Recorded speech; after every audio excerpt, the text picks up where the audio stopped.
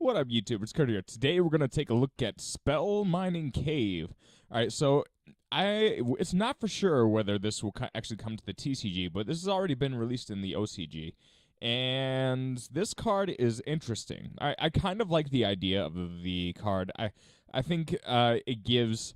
I think a meta that has a little bit of cheese in it is acceptable, and it's actually kind of fun to have a little bit of cheese in it.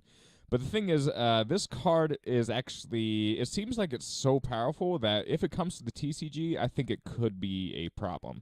But go ahead and look at the card. If your opponent controls more monsters than you do, your opponent cannot activate monster effects or declare attacks. If you control more monsters than your opponent does, you cannot activate blah, blah, blah. Basically the same effect towards each opponent depending on who controls more monsters. Once per turn during the end phase, if you control the same number of monsters as your opponent, destroy this card. All right, so there's definitely an interesting dynamic here. If you put this on the field and your opponent doesn't have any monsters up, basically, if you both have no monsters up, yeah, this will get off the field, and sometimes this won't be a problem if you don't know what you're doing. But the area where I could see this becoming a problem, obviously, I'm doing a morphing jar mill, and yeah, there's some ridiculous recycling. So we have basically, here we'll move this over here. We have these three cards here that basically recycle themselves forever, kind of degenerate. So yeah, these types of decks are why Spell Mining Cave could be a problem. And then the thing is, you can have a Trap Trick Engine, you can have Demise of the Land running, and pretty much always ensure that you get this on your field. And the thing is, you can wait, you can kind of bait your opponent, wait for them to summon a monster, then activate Metaverse, and then that's when your field spell comes up, and then they're like, oh shit, I can't do anything. And that's why this card can be really, really powerful. And yeah, in the right decks. So yeah, I've seen this build. I've done this build. There's a what is it? Final Countdown build. That one's just pure cheese. 20 turns. So basically, the only thing that can happen to this, it can be taken off by Twin Twisters. It can't get taken off by Nightmare Phoenix because Nightmare Phoenix is a monster effect, and if you control no monsters, that's your protection. So I put Prohibition. This is where I think we're gonna get some more cheese. Like if we put up cards like Prohibition, and you know specifically what back row destruction your opponent's running, you can just put a Prohibition, and all of a sudden they don't have that. So that's why I think people are going to catch on to this, and I think if this comes to the TCG, it could be a problem. And it doesn't really matter what the deck.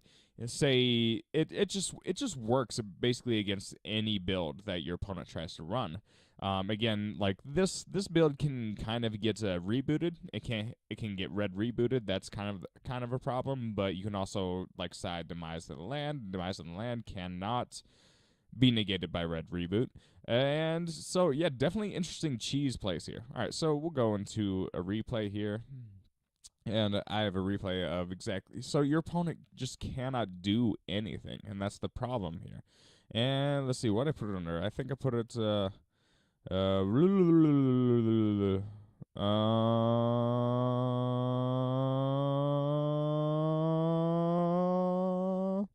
Let's see. Banishment Troll, Big Troll, chessing.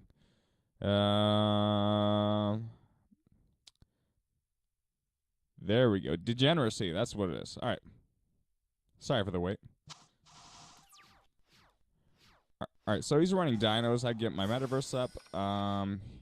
Tyranno is such a great card, such a great anti-meta card, but he can't really do anything because once we get Spell Mining Cave on the field, there's just not much to do about it.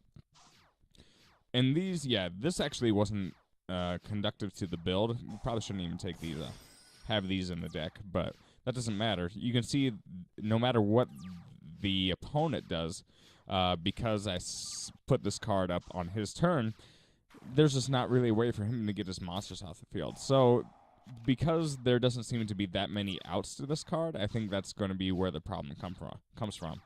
So turn 10, he can't do anything. I basically set up my win condition, and he doesn't get negations. He can't use monster effects from hand, so he can't use Ash Blossom and Joy Spring. That's one thing I learned from this match, and pretty interesting stuff there.